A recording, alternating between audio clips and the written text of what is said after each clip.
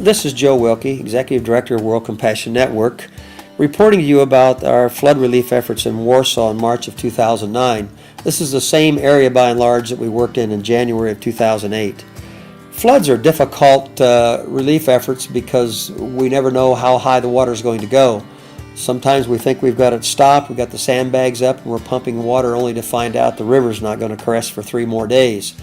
In this particular case, we could not keep up with the rising water.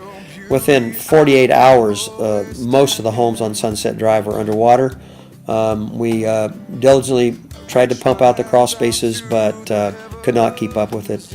The City Street Department of Warsaw, Indiana did a very excellent job of trying to provide us with enough sandbags. However, they had requests on other parts of Pike Lake as well as Center and Winona Lake. Warsaw is kind of unique in that it actually has 3 lakes within its city limits, and so when one floods, they all flood. Here's a house that we worked on early with no water around it, and the next day it was full of water on the inside. There is a full-length picture of Sunset Drive. All the houses on that street are underwater except for the ones that were high enough.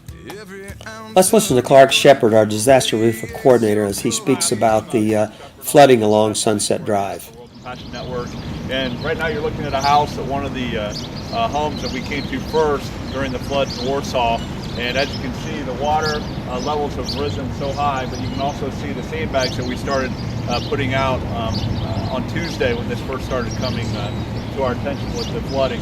Now, and if you pan down here, you can also see so many houses that were affected by this Warsaw flooding over the last week. And you can see all the sandbags that were put out by the volunteers at World Compassion Network, and we'd like to thank them for all their efforts and their time that they put in helping all these families that were affected by the flooding. Let's move now to Center Lake along Minor Drive. This is a road that runs several hundred feet along the west side of the lake.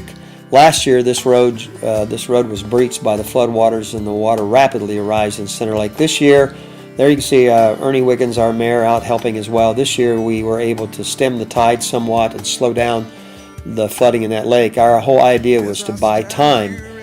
We had city workers, some of our volunteers, and all of our staff out sandbagging. You can see that the efforts in this photo really slowed down the water, which bought us time for the river to crest.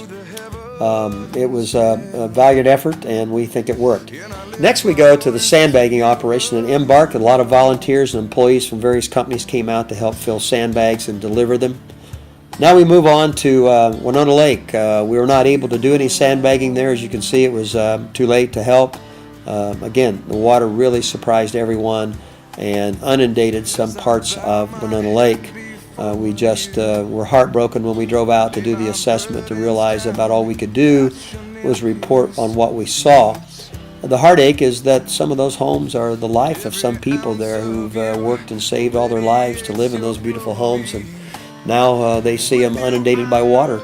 Next will come the cleanup, and we hope that we can all help with this. Now we're back on Center Lake again. This time we're on the levee over by the game preserve, which you could see was breached by the storm. The water was flowing over it. The danger there was that that levee would break and bring in 4 or 5 feet of water into the lake.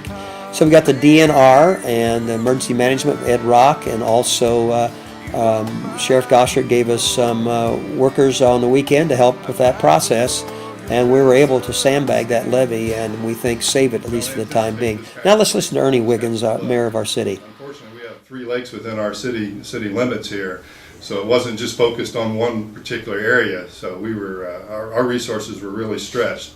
And you know, as a result of that, we really needed the help of Joe Wilkie and World Compassion Network and his volunteers.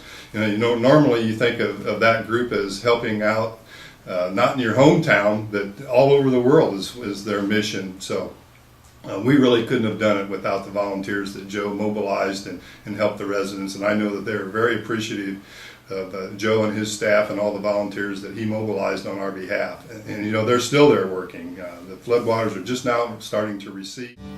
Thank you for watching the video today, and please remember to pray for those victims of this storm.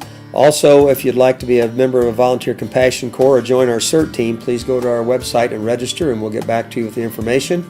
Want to thank the City of Warsaw, the Sheriff's Department, the Emergency Management, and all the volunteers and workers who helped to recover. God bless you.